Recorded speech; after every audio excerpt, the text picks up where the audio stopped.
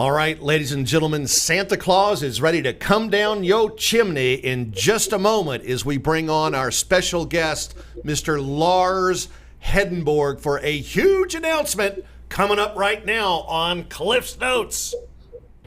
Real estate agents, are you struggling with the day-to-day grind, dialing for dollars, putting in hours of floor time with little to show for it? Are you looking for tips, tricks, and tactics to accelerate your career as an agent that will have you closing more homes, working with more clients, and earning more money than ever before? Hi, my name's Cliff Freeman, and I've spent the past 2 decades of my real estate career running one of the top brokerages in DFW and personally coaching over 1,000 high-performing real estate professionals across North America.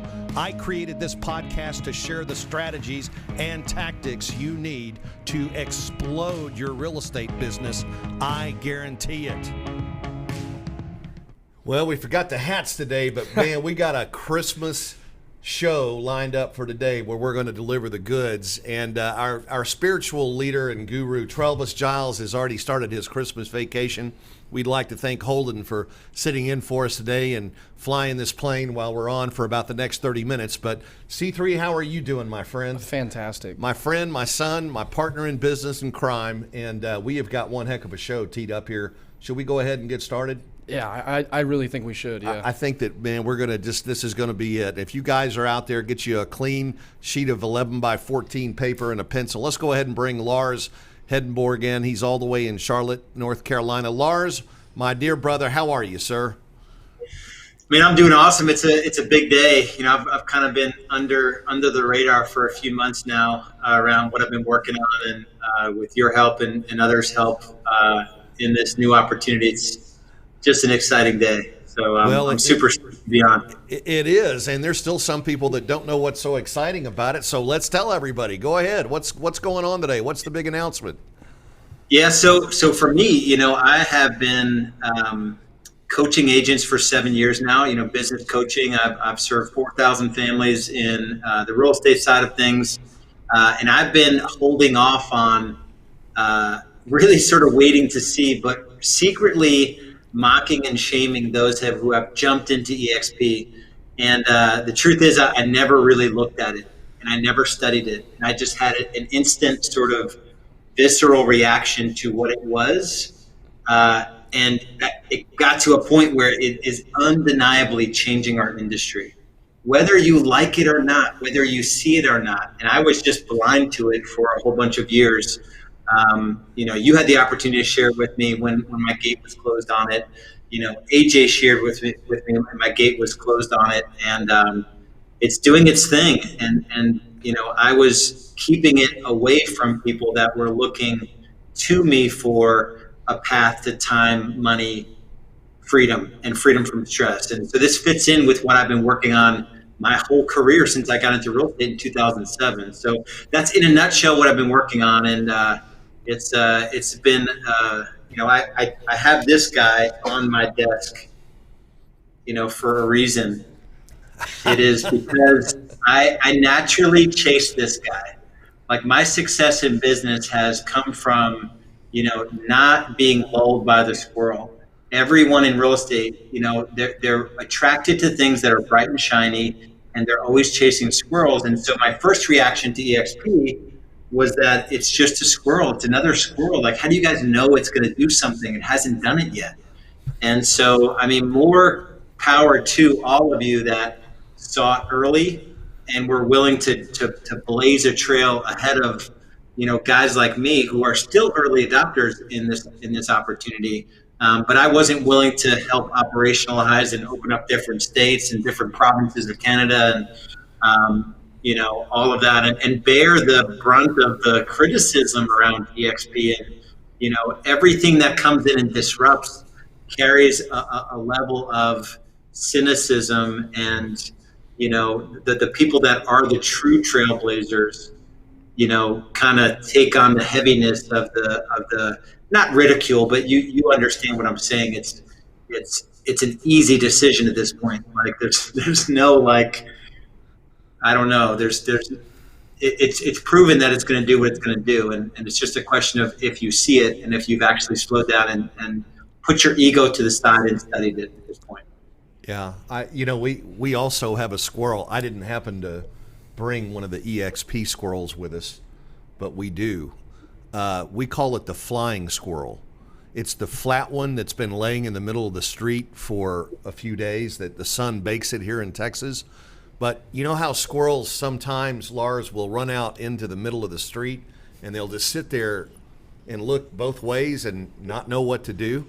And then before you know it, the footprint of that QX80 is up and down its back, right? And then they become a flat squirrel. Well, that's what's happening to agents who are failing to make a decision about where they are and what they're doing. They're sunk in the same place they've been for months, years, or what have you, and they're going to wind up like flat squirrels. So that's kind of the saying we have. We go out, we're on a mission to save the squirrels. We don't want flat squirrels. We want to save them and give them a hand up. So that was great to see you bring your squirrel up. All right. So for people who don't know you, now I've had the blessing, the benefit, and so has my son, of knowing you personally for over 10 years. I was looking back in my records, and I have notes when you and I first started working together back in 2010 for a little bit. You have always been, you must have been raised in a family where you just hate to frickin' lose. I mean, I've never seen you finish second at anything. You were always at the top of the heap, the masterminds. I mean, you were a progressive thinker. You were way ahead of the curve on so many things and so many issues that we tried to solve as a group. When was it that you tell us about that sort of zero moment of truth, as they say at Google headquarters? When was that zero moment of truth when the epiphany just became a reality and you said, you know what?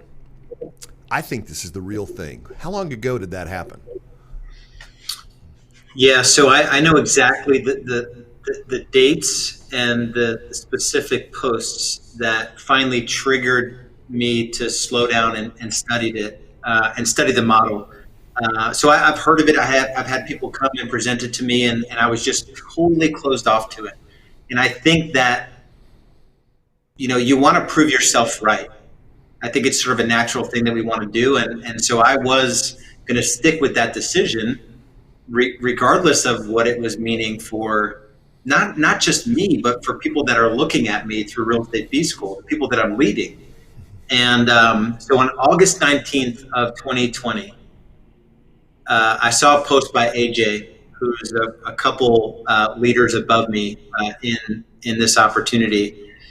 The post was, he had just passed through 2,000 people in his revenue share organization, and he told his whole story. 3.5 years ago, I was like embedded in KW, and I took a chance. And I remember the day AJ left KW to come to EXP, I think I was one of the first people. I was his business coach at the time, and I was one of the first people that he told to switch. And I remember telling him it was a mistake, and almost just shaming him around the decision, like, who is this? I've never heard of them, And so that was my first sort of just not being open to something that was new. And I don't know what that says about me, but on August 19th, he said he reached 2,000 people in his revenue share organization. 3 days later, he posted that he closed 1,008 transactions in a month. And so I'm only 1 day a week in my business at this point. Yet it was hard work closing 26 transactions. It was all the drama, all the structure and cadence and accountability with agents. And not that any of that stuff is bad. It's just here, AJ's living in Puerto Rico, selling 1,000 homes, getting paid a smaller amount on each transaction, but he set out to achieve all three freedoms: time, money, and location. And that was like August 24th. On September 5th, John Mikish calls me. 3 years earlier, we were at a mastermind with AJ as he was sort of just ramping up in this opportunity. And it may be when he was on his RV trip. So he built for 18 months, then he took 12 months in an RV. He was at healthy 5 figures and even healthier 5 figures when he came back 12 months later, more than double. And so this is just more money than he's ever made in his real estate team. And he exited his real estate for a year, and then he sold it. And so we were talking to him about what he had done and making fun of the avatar, making fun of the penny stock, making fun of like all of it, right? It's what everyone is doing at this point if they haven't really studied it. And so John calls me and he says, "Are you sitting down?" And I'm like, "Yeah, sure." I thought it's either a divorce or he has terminal illness. The tone of his voice was so serious. I'm not kidding that I thought the worst. And he's like, "I'm moving my team to EXP." And I remember my heart, it sank. And I was just like, my palms sweat as I say it because I was still closed off to it. And I was like, "Are you serious?" Like almost like I thought we were in this shaming of AJ together, like, that this thing wasn't going to work. And he asked me one question. He said, "Have you actually studied it?" And I hadn't watched more than 10 seconds of a video that one person sent me. And so I hadn't even studied it. This disruption is going on in the industry we play in. I've devoted 13 years, blood, sweat, and tears, recruited over 100 agents into my team. Yet I never studied a model that is disrupting our industry for whatever issues I had around my ego or any of it. And so I'm like, I have never studied it. He's like, "I'm going to send you a video. I need you to watch it tonight as if your life depended on it." I'm like, "I'll do it," because I know his heart. I worked with him for a few years in real estate B school, and he did the same thing. He was able to scale his business. He lives in Bozeman, Montana. He was on your show recently, told his story. And just a super good guy, man of God. I trust this guy. I would trust him with my life. Like, he's that kind of guy. And so I looked at it, and it happened pretty quickly from there. I had been looking at it for probably in the last year. I've been looking at it more seriously, but I just didn't have a connection with anyone at this point because all the people that I knew that were trying to talk to me, I was so like the same way I reacted to you when you brought it to me. I was like, I think I may have like used the F-bomb with you when you tried to present it to me. Like and that's none of that is proud because now that I've studied it, it is revolutionizing the platform. It doesn't solve the buyer, seller, client care issues that we have in our industry. It's not attempting to do that, although it does with training and some of the technology. It's just giving a different platform to build wealth that agents have never had access to through stock and revenue share. And if you actually slow down and studied it, you can't be as upset as some people still are about it. And I'm still getting that pushback. And being the Saul to Paul conversion on EXP, I was persecuting people that were in EXP, even if I didn't do it publicly. I just didn't understand it. And so I just think there are a lot of people still out there that don't truly understand what's possible because the ability to really create like generational changing wealth through this platform that we have access to, it's like nothing that we've ever had access to before. And so it's just a question of, AJ said to me recently, he said, it's not a question of if it'll work at this point. It's a question of if you'll do the work. So revenue share isn't a snap your fingers kind of thing, right? It takes thoughtful process systems. We built all that stuff out already and we're working it. So it's a lot of humble pie that I had to eat, reconnecting with the people that I closed off. And I was almost to the point where I was rude to some people around it. And so I think that's just going to help me better explain it. Where, like you said, you have to at least look at it to the point where you can make an educated decision on it. And if you're at that point and you feel like it's not a fit for you, that's okay. If you have that visceral reaction to it when you hear it or you see people post about it, it's because you don't understand it. So just calm down a little bit, study it, and then make a decision. But don't have the same reaction that I did, where it's like it's another network marketing, multi-level marketing crap thing. Like, we're all doing revenue share, guys. Like, what do you think where your split goes, you're sharing revenue with typically one billionaire in the company. There's one billionaire at Remax. There's one billionaire at Keller Williams. And I sat in a room with 100 top teams where it was literally the blockbuster quote. If you go to YouTube or if you go to Google and search blockbuster CEO quote about Netflix, he said, Red Booth and Netflix aren't even on our radar in terms of competition. That's pretty much exactly what was told to me by a billionaire in our industry. And my comment, and I posted it today, is like, just because you're a billionaire doesn't mean you have all the answers. It doesn't mean you're always going to be right. He's definitely been right to accumulate that amount of money. He's added so much value in the industry. Yet on this one, he was wrong.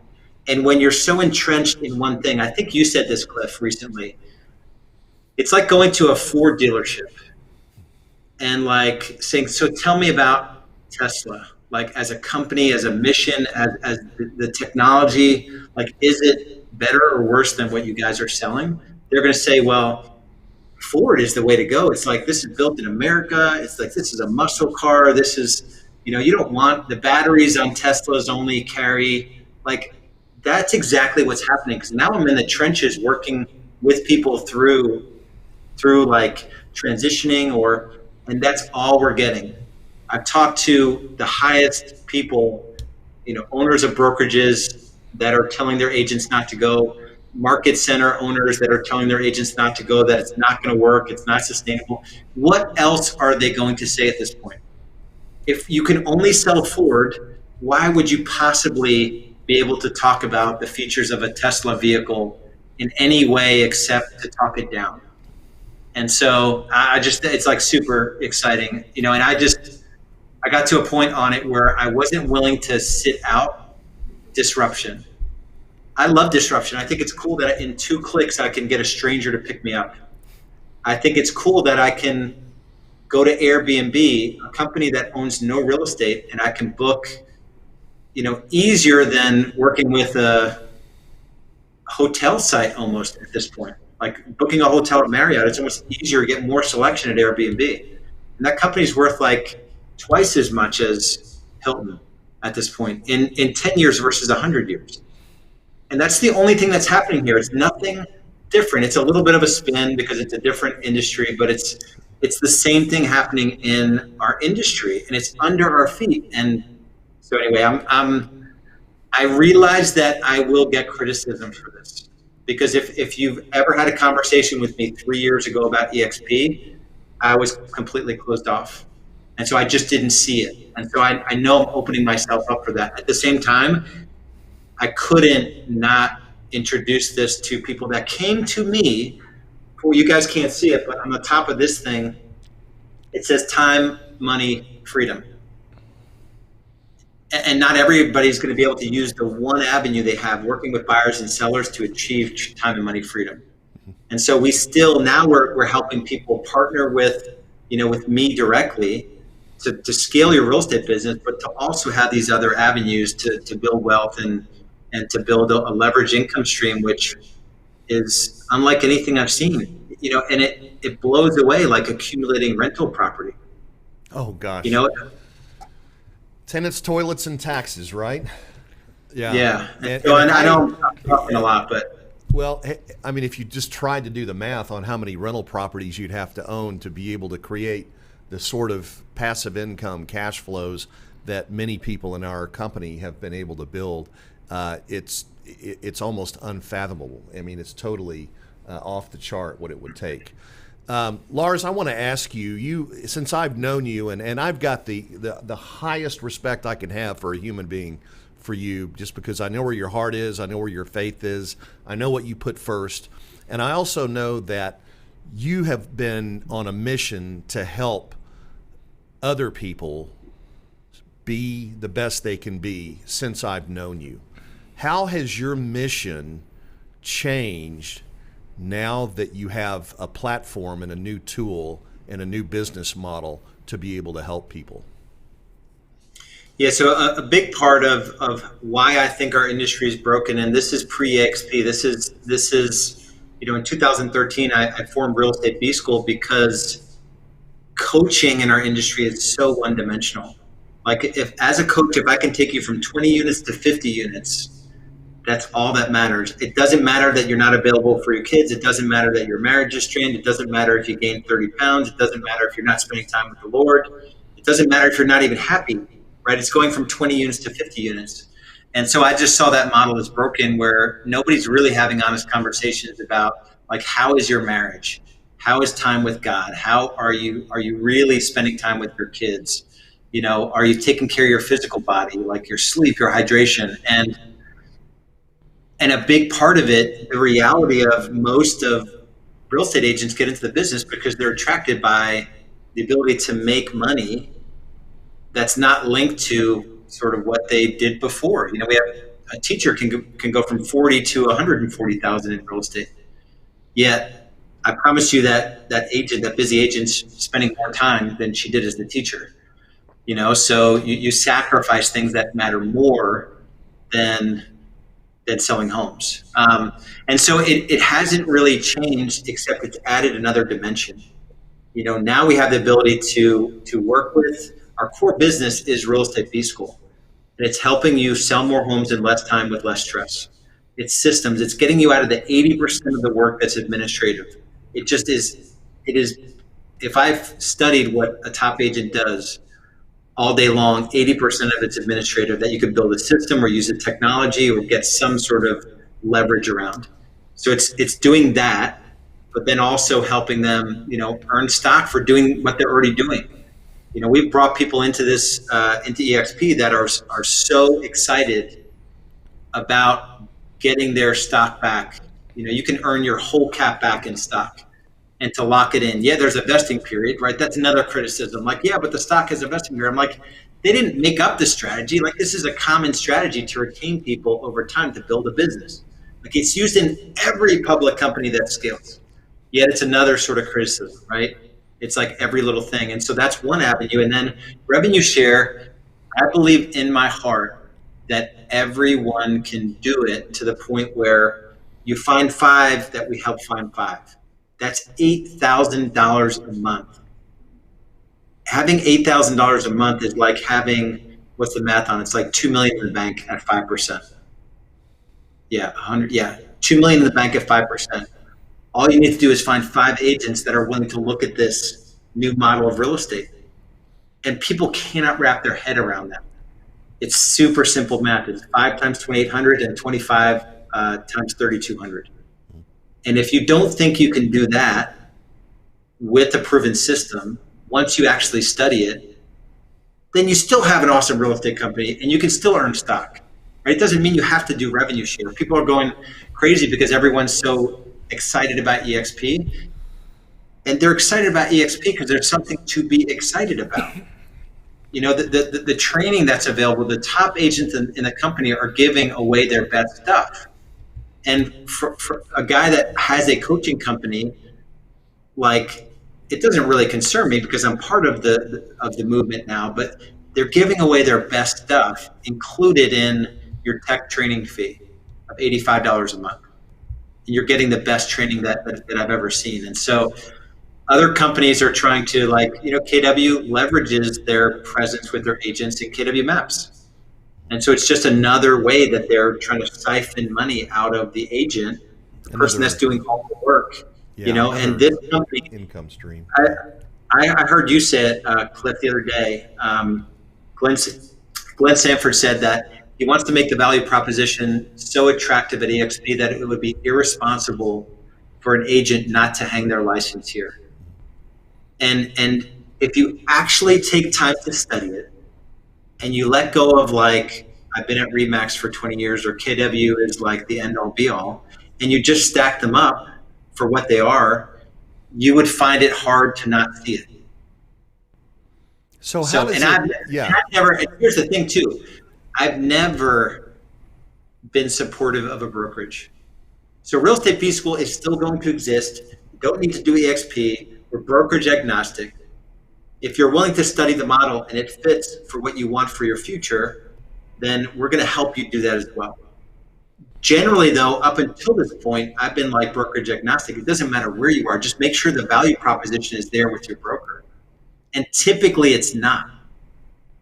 And so that's the biggest shift for me, is that now I see an opportunity where you absolutely, with my help, directly with my help, we can build out different income pillars and scale your wealth in a way that we didn't have access to before.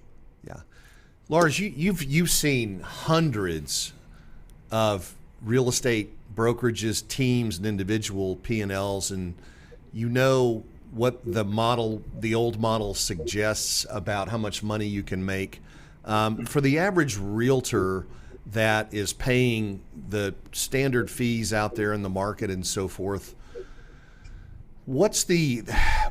explain how the end of the story is different compared to what they're looking at if they stay where they are. How are things different when it comes to, harvesting your enterprise or looking toward retirement?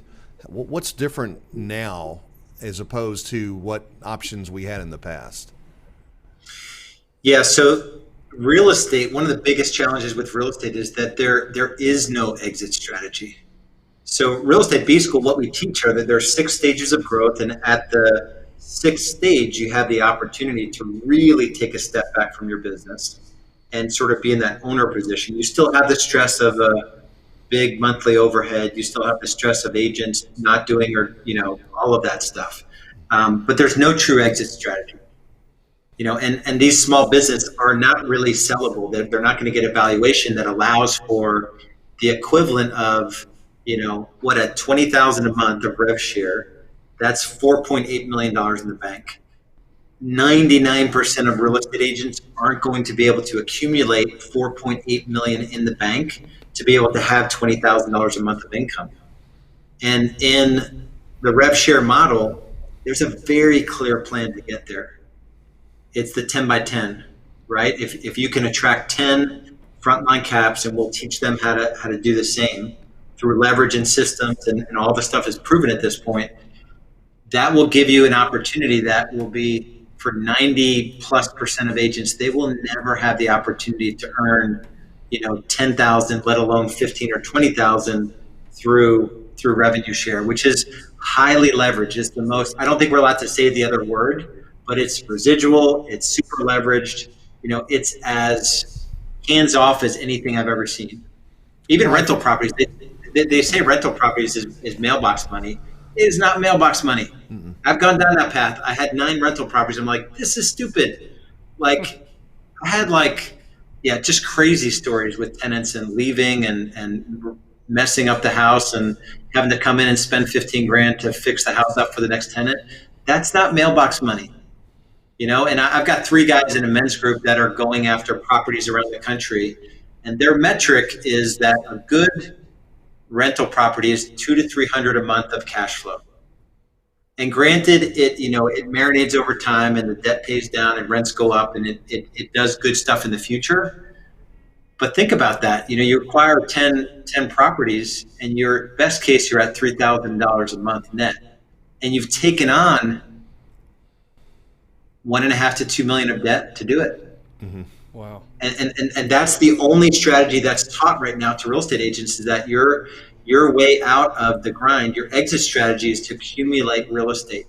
And if you do it well, you'll have 30 properties, at $1,000 a month, maybe sometime in the future.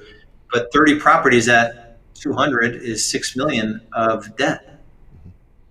And then you're susceptible to what happens in the market, and you don't have to go back too far. 12 years at this point to have lots of agents that were underwater on all these properties and all the short sales that they personally do, and they wreck their credit. And, so there's nothing more elegant than the opportunity that we're given through this platform. So, and I'll just say the disclaimer on it again, guys, if you've heard me talk negative about this opportunity, I'm already aware that I've talked about that way. I'm already aware that it was a full circle sort of move for me. And I'm completely prepared to have a conversation with you about it, about what that sort of process looked like for me to really study it, and why I could make a 180-degree turn on it once I actually understood what was going on with the disruption, because it was going to happen whether I got into it or not. And that's the same thing for you. You can either decide that it's for you or it's not for you. If it's for you, you're going to get your place in line in a company that's going from 40 to 100 to 250,000 agents in the next 3 to 5 years here. So, but anyway. Listen, we all have scotomas of one sort of another. We're all subject to blind spots, and there's also grace, and there's also your realization that you hadn't really done the homework. You hadn't really looked under the hood to see what the moving parts were in the car, right? So now that you have, and what most people find is once they take the time to really take a look and study it, then there is a difference. There is the social proof is here. I mean, I still hear people complaining about the stock and so forth, and here it is trading above $80 a share yesterday and blah, blah, blah, blah, blah, and all this kind of stuff. And some people, you just, and I don't mean this in the wrong way, but you just can't fix stupid, okay? Now, there's some people out there that just are never, ever, ever going to give it a look and be okay with that. But let's move on here, and I want to talk about, because you built a coaching company that really, in my opinion, was one of the top programs that's ever been built. I mean, you had everything laid out for agents, starting in square one all the way from A to Z on how to go those levels. And you poured in to people at a level that I really had never experienced before. Talk a little bit about, if you would, people who are interested in getting coached by you. You said that you're still keeping Real Estate B School open, so that the brand is still basically brokerage agnostic. You're just, it doesn't matter what brand you're affiliated with or associated with right now.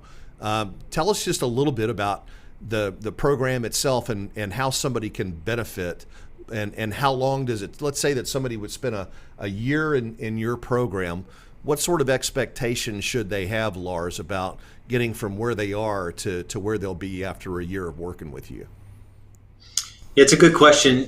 We, until just about a year ago, we primarily worked with sort of budding teams or larger teams. We were 500,000 plus in GCI. We just launched a lower level program for those that want to scale a business and have leverage. And, like I said, there's 80% of the stuff that you work on, you're not getting paid what you want to get paid. So in the first year, we're going to identify all the things that you need to stop touching if you want to go from making $20 an hour, $30 an hour to making $100 to $250 an hour. So we have this concept called Business Freedom Index, which, we just look at where you're at right now. I started at, my first year was $18 an hour I made in real estate. 7 years in, I made $2,300 an hour. And so it's just being honest about what we're making, how many hours we're working, what we're working on, and how we can shift that over time to make more money in less time and less stress. Doesn't mean you have to get out of production. Most folks that come to us know how to sell homes. They just don't know how to build a business. And so it kind of bridges that gap in a very specific way. But we have assessments around your personal life, around your business. So we don't want you to scale your business and give away your personal life or your physical body or your connection with your creator or any of that stuff. So realestatebschool.com is actually realestatebusinessgrowth.com will give you access to a report where I talk about those 6 stages. That's probably like the best resource that I could give away. There's no obligation to grab a copy of it. So that's still our passion, because a lot of people aren't going to understand EXP, and they may have said no so many times and they're not willing to kind of put that decision aside and look at it in a fresh way. And that's totally okay, right? You could still be successful and not be in EXP. I think you could be more successful and more different avenues to financial freedom in this model. And, and we're not here to say that listen, EXP is not the be all end all. There will still be some other great brokerages around. And And I have nothing but great respect for Hall of Famers like Gary Keller and Dave Liniger and some of the people that have helped build this business. And, they will always be in the Hall of Fame.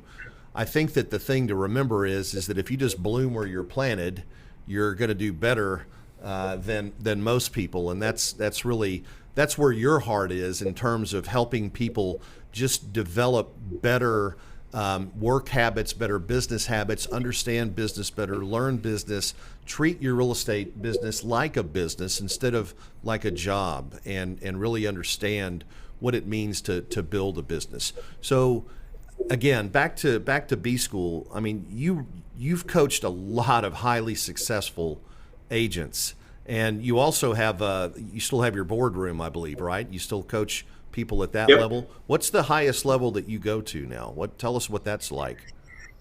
Yeah, I mean, our boardroom starts at $1 million, and we have teams. Excuse me. We have teams in there up to 6 million or so in GCI. And the funny thing is, and this is, it's not little known to me, but the little known secret is that we have folks come in at 4 or 5 million GCI. So they've scaled and they're like just sort of praised and sort of bowed to it in the industry. Yet the team leader is selling 100 homes a year. They're not making even their own production and profit. It's built on a faulty economic model, and nobody talks about that. Nobody shares P&Ls. Nobody gets a chance to talk to their spouse or to really look at to do blood work to see if they're physically fit, to see. And so I just think it's just interesting, that our industry generally, there's not a lot of transparency, and we try to model the people that are selling a lot of homes. Yet I've looked at a lot of P&Ls, and there's some of these teams are single-digit profit with the owner in production. Yes. So the model we teach, we're at a third profit. The model we teach with the owner out of production. Right. And there's just a different process to get to the end game. It'd be easy to sell 1,000 homes in my market if I had no regard for profit. Right? And no accountability with agents, or, the kind of the basic fundamentals of a business, or accountability for expenses. And so a lot of the stuff we teach are the basic fundamentals of business, and to do it in a way where the system is built, you just have to install it in your business. Right. So let's revisit this a minute here. One of the things that's sort of unique to EXP is this notion of working in the cloud, working without the brick and mortar. Now, it's not great for everybody. There are some teams that have requirements that they have a physical location, and certainly for training, it's nice to get everybody together like we do at ours and so forth. But I think where a lot of the mystery about where the revenue share comes from for EXP and so forth centers around this idea that, somehow or another, we're just kind of creating rev share, and it's going to drive the company under. It's going to bankrupt the company. First of all, when we hit 15,000 agents, that actually they solved that problem, and it no longer exists. It's completely sustainable. But I want to talk for a second about the difference between, if you were to look at, say, and I'm just going to say Keller Williams, for example, or any franchise model with a lot of overhead, physical, fixed assets, leadership, regionals, and all that sort of thing. The order of magnitude, Lars, in terms of cost savings, and I've heard it said that EXP can save as much as $700 million a year as a company just by foregoing brick and mortar and having a flat management style like we do instead of running a franchise model. You're an MBA from Duke. You worked on Wall Street. You and I share a lot of that. I think you and I probably worked on Wall Street at the same time. I was with Kidder Peabody. No, you're much younger than I am. It was Jordan Belfort who was up there with me. No connection there. But the reality is that you have a little more knowledge about stock in the public markets. What's your take on the stock that EXP agents own? What's your sort of opinion on whether or not it's a good thing or not? Yeah, it's an interesting question. I don't really have a strong opinion on it. I take comfort in the fact that the markets are speaking about EXP via the stock price. And granted, there are agents buying the stock because of the way that it's set up. But they're doing it because they're excited about what we're building. And the market's responding, making this shift from a traditional real estate company valuation to more of a tech company, because we're a cloud-based business, and other industries have proven that those businesses trade differently than a traditional business. And so I love the fact that we have an indicator in the markets around what the company is worth, and that we're now accountable to share our financials. Like there's no hiding now. It's like people are saying, yeah, but EXP is not profitable. It is profitable.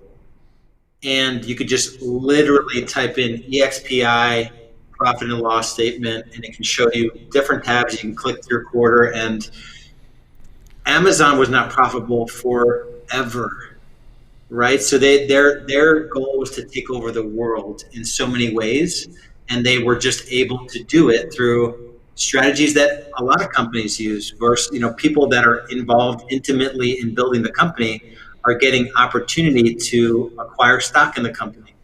What we're doing is not new. It's not voodoo. It's not it's new in an industry that's so archaic. The last person to come through in any disruption was Gary 35 years ago. He went from Texas, 5,000 agents, to 100,000, 10 years later or something. The same thing. It's 7 levels. It's a pyramid scheme. It's, Remax was the incumbent. So this is not anything new. It's just in real estate, it happens so infrequently. Mm-hmm. And right. that you don't have to believe that or not. It's true. No. Whether you want to see it for what it is, it's happening, and the future is going to tell the story. I don't know if I knew the future, chances are that I'd be on this call or you'd be doing this podcast is pretty slim, because we would have already figured out how to work the markets, and we would have known the future of every, and I think that's the fun part of it, is that, we're all getting into this opportunity at the point where we see it. And the beauty now is that all of you have carved the way for all of us. And so at this point, everyone's heard of EXP. Everyone has said no to it. Yet it has the most momentum, and it's fully operationalized. All the kinks are worked out. And so I just think it's super cool to engage in those conversations. I know, me too. I made fun of the little avatar guy. I mocked the penny stock. I mocked when it ran up to.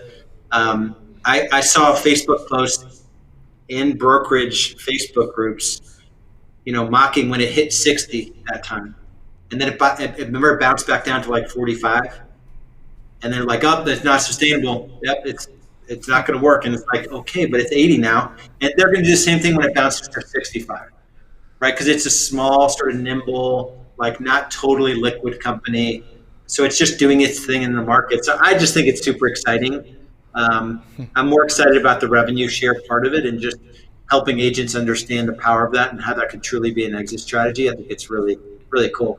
Yeah, and you and I have talked about this several times since you've been getting plugged back, or plugged into EXP. And if you talk to a number of former brokerage owners or large team owners who came over to EXP, you find out almost without exception, if you ask them the reason why they came over, obviously, number one, it was better for them, but the important thing is that they knew that it would be better for their agents. It created a bigger opportunity than they could create on their own, right, for their people. And brokers, look, you got to love your agents. I mean, that's they're the ones that are out there breaking their backs, doing the heavy lifting, day in, day out. And that's why what we've seen is EXP has become a point where brokers can come in and make a transition which actually works out better and provides an exit strategy for them as well. Wow, Lars, I got to tell you what, man, time has flown here, and we're going to have to wrap things up. Is there anything that we haven't talked about today or brought up? And by the way, just thank you again. I'm just overjoyed here to have you on the show. And it's like you said, the Christmas star yesterday, everything, all the stars lined up. You made your announcement really sort of formally this morning and just did a great post in Facebook. And here you are on the show today. And I'm honored that this is the, really the first podcast, where we can really let the cat out of the bag. But is there anything that you wanted to share with our audience that we haven't talked about so far?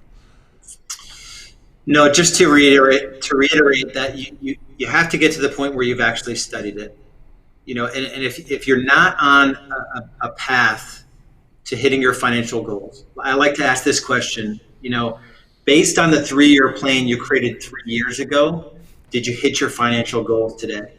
Most people are like, you probably know I didn't create a 3-year plan 3 years ago. So if you're sort of just chronically head down in transactions and just hoping one day things will work out for you, you need to pick your head up, just slow down and look at what this is, because this may be the missing link for you. It may not be. It's not like we're going to have 100% market share of every agent in the world, right? We're going after 1 million of the 25 million agents in the world. So it's still a small slice of the overall agent population. But if you're at the point where you've said no and you really don't know why at this point, or you're not willing to eat the humble pie with people that know, like, and trust you, like I was willing to do, reach out to me confidentially and we can have a conversation about it. I can take you through what my thought process was. I set up a website, partnerwithlars.com. Kind of just goes through, you can watch a video there of what my take on it was. I run some numbers around, what it means to attract versus accumulate and have your sort of critical mass versus the residual income stream. And there's a bunch of resources on there that you can look at as well. So partnerwithlars.com is totally confidential. And I want to get you to the point where you have enough information to make a decision. And there's just some cool things we're doing with the Real Estate B School combined with EXP that might be attractive to folks out there. Definitely sounds like it. To reach out to you directly, is your contact information, email, and so forth on that website, Partner with Lars? Yeah, on the website, you can book directly into my calendar, or you can send me an email at lars@larshedenborg.com as well. And my direct line is 704-741-2416. You can text me or call me on that number. Would you do us a favor and after the show, just hop on the timeline, my timeline, and drop your information in there for us? And that way we can share it. Okay, awesome. Well, man, I just got to tell you, I feel like, first of all, I think God's got his hand over everything that's going on here. And I'm just so excited to be back, in your company and working with you and helping to do really good for other people. And that's where my heart has been too. And I'll tell you, we've extended our reach significantly by hopping on this platform. I mean, we're able to touch many more people now than we ever could in an old franchise model where everything was split up and there were contingencies and people were and again, not to knock the franchise model. It's worked for McDonald's. It worked for a lot of companies. It's just kind of limiting given the fact that now we have we can office in the cloud. We can do so many more things with the technology than what we had before. You have to have a location to serve a hamburger. You don't have to have a location to sell real estate, right? You only have to have access to the internet in your car, and you're in great shape. So, Lars, I want to thank you again, brother. I am so excited. I can't wait to see what the next few years hold in store for all of us here, and I'm just looking forward. Let's get this COVID thing behind us so we can get together and break some bread and fellowship in person and celebrate some of the cool things that are going on. And I just love you for who you are and where your heart is. And you've got a great family. And we're just, like I said, my son and I and my family send you much love from Prosper, Texas. And, I want you to know that we're here for you, okay? Yeah, I appreciate it, guys. And I feel that love. And I told Cliff when I talked to him, with my tail between my legs, and I'm like, there's no way I wouldn't give you more crap than you're giving me right now. Like the humble reception of me into this new world. I'm like, I wouldn't have been that gracious. So I just appreciate, we battled about it a little bit because I was just stubborn and one dimensional on it. And so I just appreciate, you helping me in this venture, and so that speaks a lot to you and who you are. And you just have a heart around service. You had that heart with me when you were coaching me up back when I, didn't even sell 100 homes. We had the ability to work together. And then same thing when you were working with us at Real Estate B School, the people you serve there. This is just a massive extension of that. Your reach now is thousands versus, dozens. So it's super cool. So I'm super honored. I feel the love, and I send much love back to you guys. All right, super. Well, you and your family have a Merry Christmas and a Happy New Year, and we'll be in touch. And again, love you guys. Audience, thank you all for tuning in today. This is a epic Hall of Famer right here. Lars Hedenborg is one of the OGs in the real estate and coaching business. And if you don't know him, you need to get to know him. He is a life changer, right, C3? Definitely. You've been out there, and we were in San Diego, and you got to experience it yourself. So, all right, we want to wish everybody a happy holiday. My goodness, it's been another year here at Cliff's Notes, and just want to thank everybody for tuning in. Thank all the people who have helped us produce this show, put it together. Thank you for our families, and just thankful for the miracle that happened and the reason why we celebrate this season. So you guys go out and enjoy the holidays. Be safe, be careful. Let's make 2021 a great year, and we'll catch you on Cliff's Notes. Are we going to be on next, or it'll be next year? I think it'll be next year. Next year. This is the end of 2020 right here, but we'll see you in 2021 on Cliff's Notes. All right, folks, tune in to Cliff's Notes every Thursday at 1 o'clock Central for the tips, tricks, and tactics to explode your business. I guarantee it.